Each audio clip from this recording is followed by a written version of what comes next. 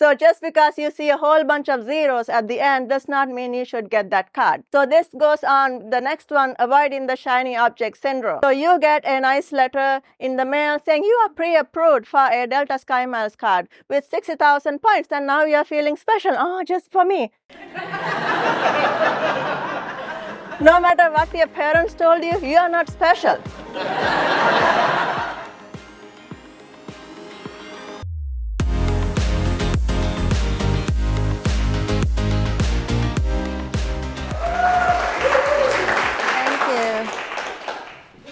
Hey guys, so I'm on a 15-month sabbatical right now, and this is month 9. And this sabbatical coincided with me getting my US citizenship after 23 years.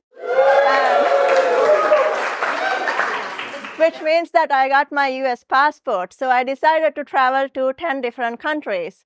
And so I'm going to talk to you about 7 countries I went to or is going to, and how I use miles and points to maximize my dollars and to keep the cost low.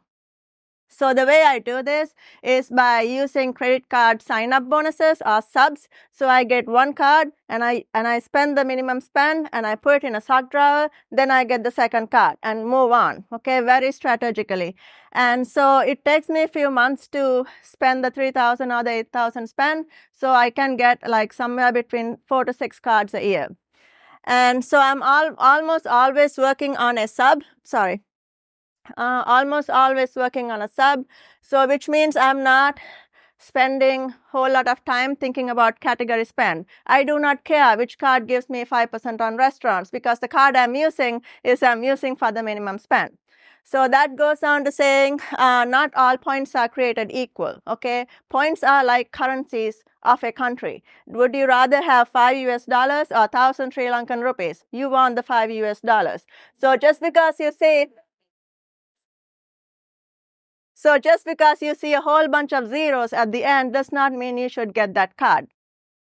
So this goes on the next one, avoiding the shiny object syndrome, okay? So you get a nice letter in the mail saying you are pre-approved for a Delta Sky Miles card with 60,000 points, and now you're feeling special. Oh, just for me. No matter what your parents told you, you are not special. Okay? Friends, do not let friends get Delta cards. They are highly devalued, and they are very endearingly called Sky Pesos.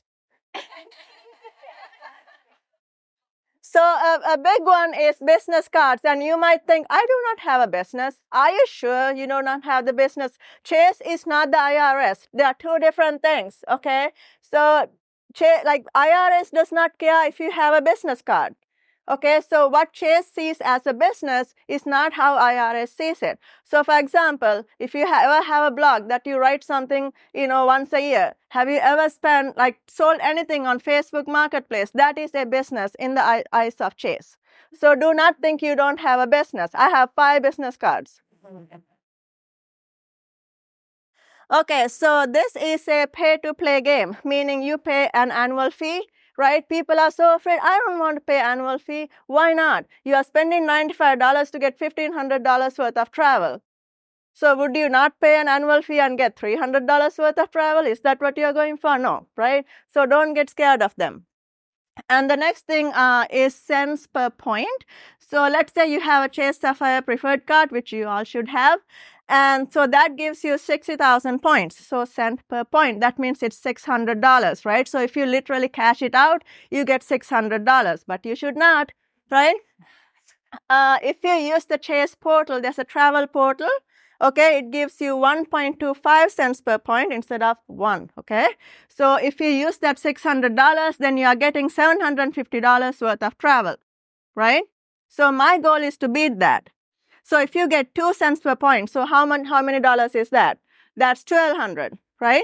So the way to calculate CPP if you are not using the portal, because if you are using the portal, you always get 1.25, is to get the cash price. Let's say you have a $500 normal flight minus the taxes and fees, okay? So let's say it is I don't know, $50. So you have $450 on the numerator divided by the number of points. Let's say 50,000. Whatever that is your CPP. Get it? Okay. So there are different ecosystems. So there's Chase, there's Amex, Capital One. Chase is a really good beginner one. So I'm only going to talk about Chase. Okay.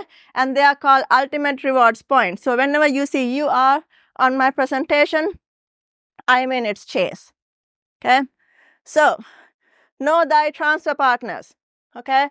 So if you have Chase, what you want is, so like on the top you have all the flights, okay, and on the bottom you have your hotels. So what I'm going to talk about is Flying Blue, which is Air France, British Airways, Southwest United, and Hyatt for hotels.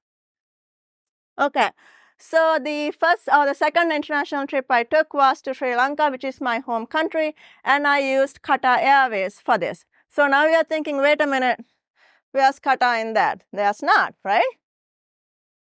So I flew from my home airport is Atlanta. So Atlanta, Doha, Colombo round trip. I used 86,000 UR points. That gives me 1.6 CPP. Do you see how that is higher than 1.25? So generally try not to use the Chase portal because that's bad for a variety of reasons. And this is one of them. Okay, so you can always get higher value by transferring your points. Okay, so how did I do this? Is something called partner alliances. There are 3 main partner alliances in the world. There is Star Alliance, there's One World, and SkyTeam.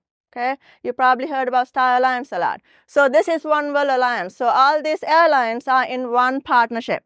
Okay, so if you look at British Airways and Qatar, they are in one partnership. Okay, what that means is you can go to one website, let's say British Airways, and book a Qatar flight on that website. Okay, so remember how on the bottom you have all the transfer partners, right? So if you think of a Venn diagram, right, on your left you have all the Chase partners, on your right you have One World, what's in between is British Airways. So what you can do is use your UR points in the British, so you transfer it to British Airways and you book your Qatar flight in the British Airways website. Okay. So another thing is that if you just look at One World again, you have American Airlines and Qantas. Okay, so Qantas is an Australian airline. Did you know that if you want to go to Australia, you should look at British Airways with points? Why? Because British Airways, right, is in that middle. Okay, so I did like a random search here. So I'm going from Atlanta to LA in American Airlines and LA to Melbourne in Qantas. So I'm booking American Airlines and Qantas on the British Airways website using my Chase points. Okay, so partner alliances are super important. All right, next up, I went to Nicaragua because I wanted to learn Spanish as my third language, and apps did not work. So I searched online and found this school on the beach, 1-to-1. So I just signed up, right? And something to know is United have this thing called Excursionist perk, which means that United breaks the world into 17 different regions. Okay, so for example here, United States is one region, south of South America is another region. So if you go from region 1, let's say from LA, okay, to Brazil, so that's region 2, right? And you take a flight in region 2, and then you go back to region 1. Okay, so if you do it with points, the leg in region 2 is 0 points. You do not pay any points for that leg. Okay, so I looked at the Central American map and I saw El Salvador was next to Nicaragua. Okay, so what do I know about El Salvador? Absolutely nothing. But I like a free trip, so I booked it.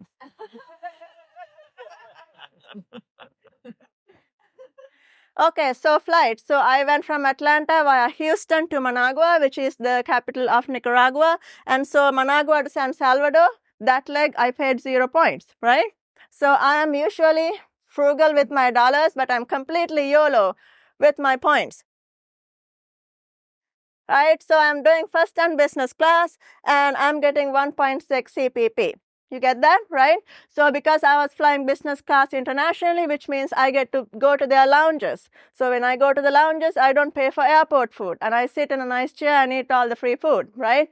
So I got to 4 different lounges in Atlanta and Houston twice, coming back and forth, and then in San Salvador. So usually I'm flying economy, actually always I'm flying economy, right? So I'm in the back of the plane eating cold pretzels out of a plastic bag. But in here, in first class, I got a warm bowl of nuts.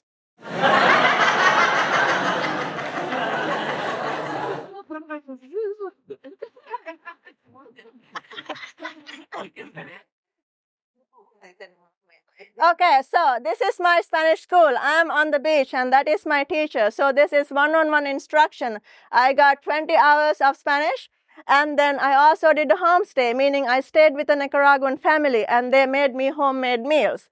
So if you are wondering how much does this cost, so it's 20 hours of Spanish. There is 7 days of staying at a home, and about 21 meals cost me a grand total of $297. I just Googled.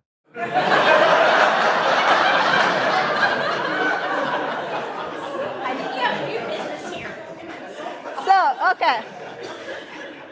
So after Nicaragua, I went to El Salvador, right? El Salvador has a whole bunch of volcanoes. And so against my better judgment, I decided to climb the tallest one. And so I went from 3,000 feet to 8,000 feet in 2 hours, right?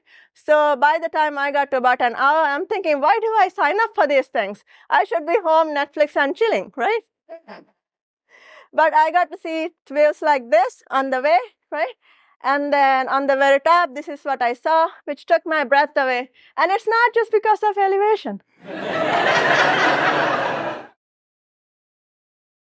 Okay, so this is in El Salvador. I went and I met a monkey named Maria.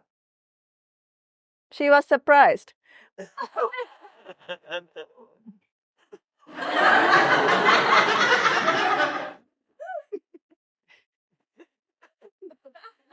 So for 12 days, this is home to home, including airport transfer to Atlanta. I spent $1,250 for 12 days.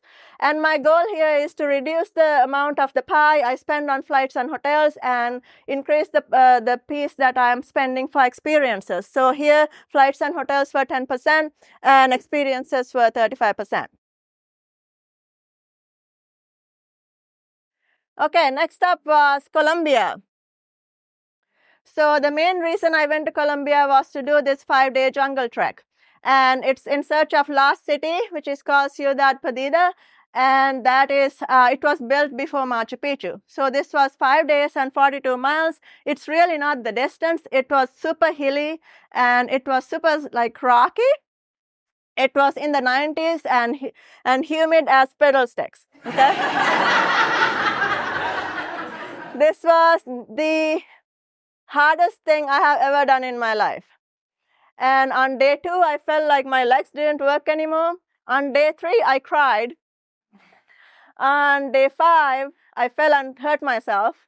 And also on day 5, I had to piggyback on my guide across the stream because I felt like I don't have legs anymore. Okay? But I also got to disconnect from the world. Although the camps had Wi-Fi, I decided not to use them. So it was really nice for 5 days, not knowing what else is going on in the world and just listening to the river. And this is one of the best experiences of my life. So after I did this trek, I took a 4.5-hour bus ride to Cartagena. And despite what everybody warned me about, I did not get kidnapped. They knew about your points, they did. So something I think about a lot when I travel, especially when I solo travel, is not to let anybody else's fears and insecurities projected onto me. Okay? So after doing this, I went to Cartagena and I stayed at a 5-star boutique, little small hotel owned by Hyatt. So remember, Hyatt is a Chase partner, right? So I used 12,000 points a night, which translates to $120 a night. But this was a $400 a night hotel. So it gives me about 3.3 CPP. Okay. So this is what I saw from my shower. where you can have a view and flash Cartagena at the same time. Okay?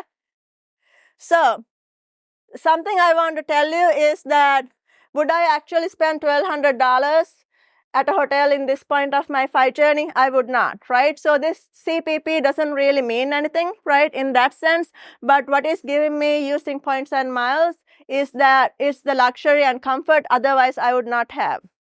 Okay?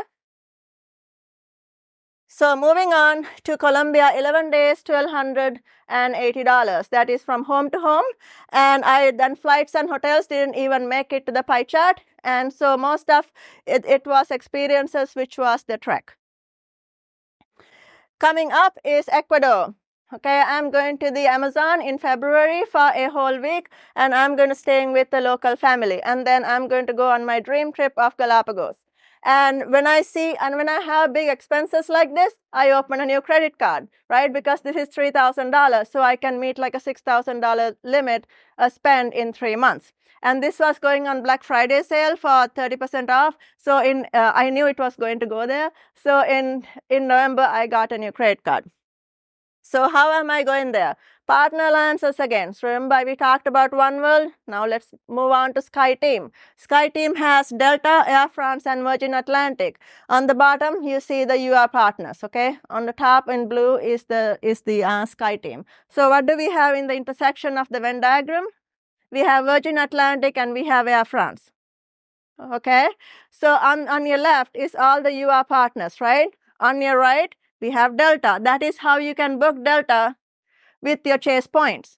Okay, you transfer them to, let's say, Virgin Atlantic, and on the Virgin Atlantic website, you book your Delta flight. So how am I doing this? So I do sometimes just 2 one-ways, okay? So the first one is from Atlanta to Quito, one way. I transferred 20,000 UR points to Virgin Atlantic and booked about 3 CPP. Okay, on the way back, I used 90,000 Sky Miles. This is what I'm talking about devaluation, okay? 90,000 on the way back from Quito to Atlanta, but and I got like barely above 1.25, okay?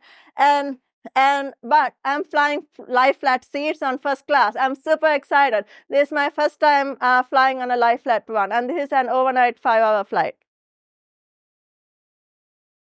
So next up is Portugal and Spain.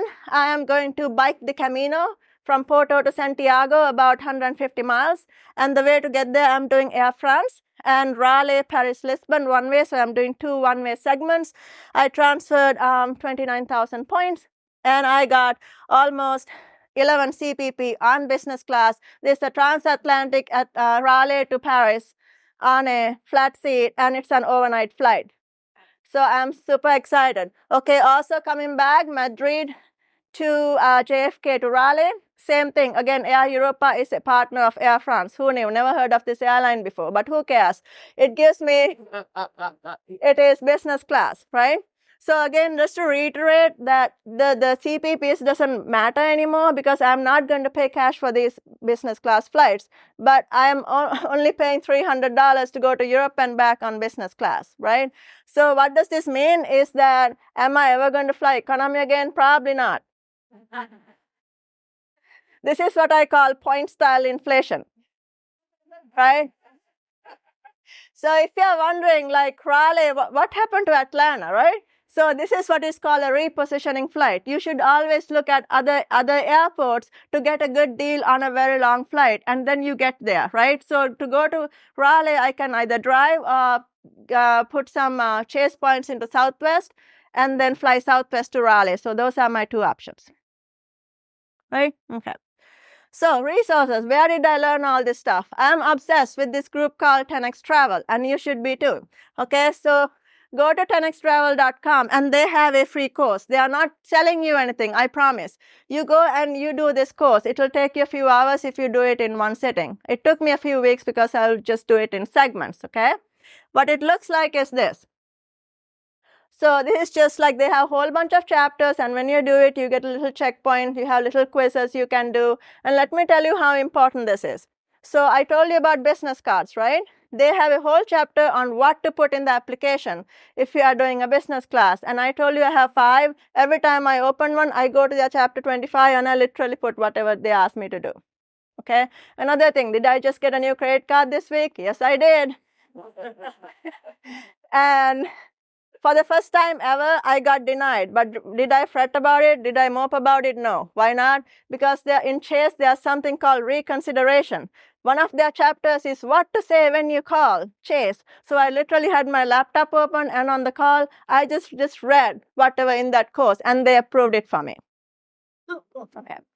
So this is super important. If you forget everything I said, do this. Every month, they do a best cards list, and this doesn't really change month to month, okay? So what do you need to do, okay? Think about, like, get the first card, move on to the second, move on to the second, okay? You may think, well, my circumstance is special, which card you are getting? Remember, you are not special, right? So you do each card at once. Right? Do you get that? Okay, so for the love of like index funds, think of this as your simple path to points. Okay? Do not pick random credit cards. Just because your friend has a United card does not mean you have to use their referral. Okay? Do you get this? Do this. Okay, just go here and get one by one. Okay, so the cards 2, 3, and 4 are business inks. Okay? Another thing you should know that Chase is letting you have multiple of the same card. So for example, I have 2 open at the same time of number 2. So what you want to do is get the first one, that is foundational, and then get as much as the 3 here they want. Okay, and you can get like 3 of each. And if Chase denies you, what do? Reconsideration, right? Okay, so let me tell you a story.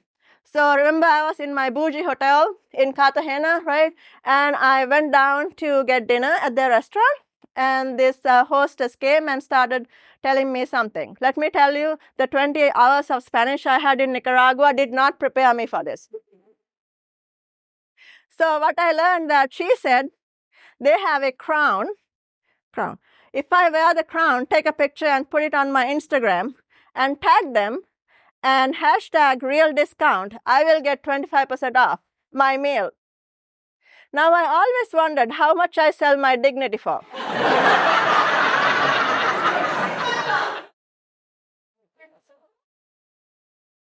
Turns out it was $3. So there I was sitting wearing a crown, saving $3, and I was wearing a CampFI shirt.